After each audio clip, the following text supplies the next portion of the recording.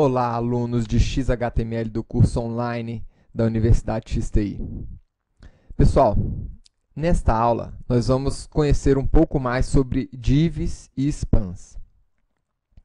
Até o momento, a gente veio conhecendo algumas tags de nível de bloco, tags em nível inline, né?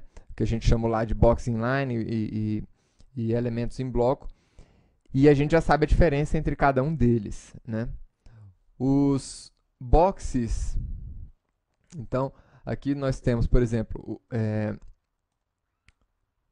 um elemento H1, um elemento H2, eu tenho um parágrafo aqui. Esses são elementos em bloco, elementos que fazem quebra de linha acima e abaixo.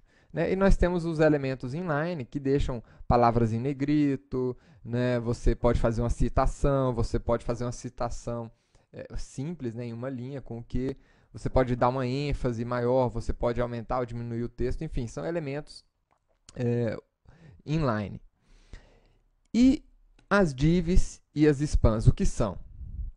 A div é um elemento em bloco e o span é um elemento inline.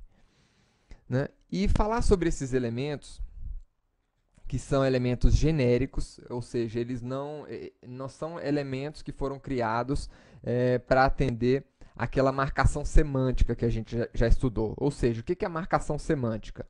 Né? Se nós temos um título, título é marcado com as tags Hs. Se eu tenho um parágrafo, os parágrafos são marcados com as tags Ps. Né? E assim por diante. O que significa a marcação semântica? Eu vou marcar os meus elementos de acordo com o significado de cada um. Agora, imagine que nós tenhamos uma estrutura, né, onde nós não tenhamos nenhuma tag específica para marcar semanticamente aquele elemento. Ou seja, imagine que eu tenho um elemento cachorros aqui, ou um elemento comidas, por exemplo, né, onde eu tenho uma área do meu portal, né, que vai tratar daquele assunto. Então, eu não tenho uma tag específica para aquela seção do portal, para aquele grupo de conteúdos. Aí a gente vai estar utilizando as divs. E se da mesma forma eu tiver uma palavra, um texto, né, em uma linha aqui de registro, e aquele texto ele também não tiver uma tag que represente semanticamente o que eu quero representar com aquele texto, a gente pode estar usando os spans, tá certo? Então vamos dar uma olhada aqui em alguns portais para a gente poder entender um pouquinho melhor o objetivo desses objetos, desses containers genéricos, são containers na verdade, né? Aqui na vida real. Então, eu estou aqui num portal, né, num site da internet, e a gente vê que aqui nesse portal nós temos algumas seções, algumas áreas do portal. Eu tenho uma área aqui onde eu tenho o cabeçalho o topo dessa página. Nós temos uma área aqui de menu, né, onde a gente pode acessar todas as regiões desse portal. Nós temos aqui uma área de destaque, uma área de notícias, né? Essas notícias, inclusive, estão agrupadas por tipo, né? Eu tenho aqui notícias de futebol, notícias da economia e assim por diante. Então, você percebe que as áreas, as seções dessa página estão divididas, né? Da mesma forma aqui, por exemplo, na W3 Schools, você tem aqui o cabeçalho, você tem o menu, você tem uma área aqui de conteúdo central, né? E você tem uma outra área aqui de referências, enfim, como é feito essa divisão dessas seções, né, no portal? Já que isso aqui não é necessariamente um parágrafo, essa seção não é um parágrafo, essa seção aqui não seria um comentário, então o que seria? Né? Para você estruturar, né, o seu portal, ou seja, as vigas de fundação aqui do seu portal são feitas com as divs. Tá? Então, as divs elas são utilizadas aqui para definir essas seções lógicas da sua página, para agrupar conteúdos semelhantes, né? Para montar o layout, a estrutura da sua página, né? para colocar uma borda, para você, enfim, se você quiser agrupar esses elementos, é utilizando a div. Até porque, né, com exceção da div, nenhum outro elemento em bloco pode, assim, ou deve conter outros elementos em bloco, pelo menos segundo o XHTML, tá certo? Então, por exemplo, vamos lá. Imagine aqui, ó, nós temos nessa nossa página dois grupos de conteúdo. Nós temos aqui no restaurante, temos as comidas e temos as bebidas. Como é que nós poderíamos fazer para agrupar as comidas, né, aqui nesse portal? Olha só, as comidas são, nós temos o título da comida, né, aliás, o título da seção, e temos aqui a imagem da comida, o título dela, uma breve descrição, e a mesma coisa aqui para todas as outras comidas. Ótimo. E aqui embaixo entra a seção de bebidas. Como é que a gente poderia fazer para estruturar essa seção? Imagine que a gente quisesse, por exemplo, colocar uma borda em torno de toda essa seção aqui de comidas, né? Ou imagine que eu quisesse definir a largura de toda essa seção, para não ficar com esse texto muito longo, né? Eu teria duas alternativas. Ou a gente poderia alterar a largura de cada um desses elementos, então eu alteraria a largura aqui desse texto, desse outro texto, né, do título. Eu poderia alterar a largura de todos os elementos, mas eu também tenho a possibilidade, né, que é isso aqui, ó. Então vamos lá. A gente pode aqui alterar a largura de elemento por elemento. Então vamos colocar aqui uma largura de 250 pixels, por exemplo, né, para o texto ficar juntinho. Então eu alterei a largura desse elemento. Mas e os outros? Aí eu teria que fazer em todos os outros? Não. Se todos os elementos da minha seção de comidas eu quiser que fique com essa largura, é mais fácil a gente organizar, ou seja, colocar todas as comidas dentro, agrupadas em uma div. Então, eu poderia colocar aqui uma div, né? E todos esses elementos de comida agrupados dentro da div. Então, está aí. E aqui na div, a gente poderia, sim, definir a largura desse elemento. Então, está aí. Eu defini a largura da div, todos os outros elementos ficaram ali dentro daquela div, né? E a gente poderia criar um outro grupo aqui para bebidas, por exemplo, né?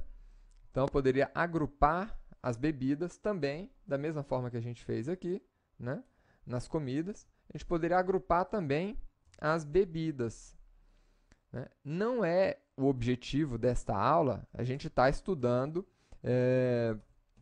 estilo. Isso aí a gente vai estar estudando no próximo curso, que é o curso de CSS. Então, tá aqui, nós agrupamos. Então, o que acontece? Imagina que a gente quisesse aqui alterar o fundo do grupo de comidas. Então, eu poderia vir aqui, né, background. Isso aqui vocês já viram durante o curso. E poderia colocar aqui uma cor, por exemplo. Pronto. Então, toda a seção aqui de comidas ficou com o fundo cinza, né? E a seção de bebidas com fundo branco, olha aí. E se a gente quisesse colocar essa seção de bebidas e de comidas uma do lado da outra? De novo, não é o propósito aqui nesta aula estudar sobre estilos, né? Mas é só simplesmente a título de curiosidade para vocês verem aqui a gente organizar duas estruturas, né, uma ao lado da outra. Então tá aí, nós criamos essas duas estruturas. Então, se você quiser agrupar blocos, né, de conteúdo, você utiliza a estrutura de div, que são verdadeiras vigas na fundação da sua página. É ela que vai dar o layout, que vai dar o formato, né, da sua página. Então, sempre que a gente estiver começando a montar a nossa página, a gente vai pensar a nossa página, né, dessa maneira aqui, né? Quais são as grandes estruturas, as grandes áreas da minha página, né? Então eu tenho aqui uma grande estrutura, uma outra grande estrutura, uma terceira e uma quarta, por exemplo, né? Eu vou fazer essas estruturas usando divs. No curso de CSS a gente vai aprender como configurar direitinho esses layouts, como colocar um elemento ao lado do outro, abaixo, enfim, ao lado, e aí como você desenhar esse layout com as divs. Mas saibam disso, as divs, elas são os seus containers genéricos, onde vocês vão utilizar para agrupar seções lógicas no seu portal, na sua página, tá? Agrupar conteúdos semelhantes, montar o layout, a estrutura de página, né? Fatiar ali a sua página em cabeçalho, conteúdo, rodapé, né? Então é para isso que servem as divs. E os spans.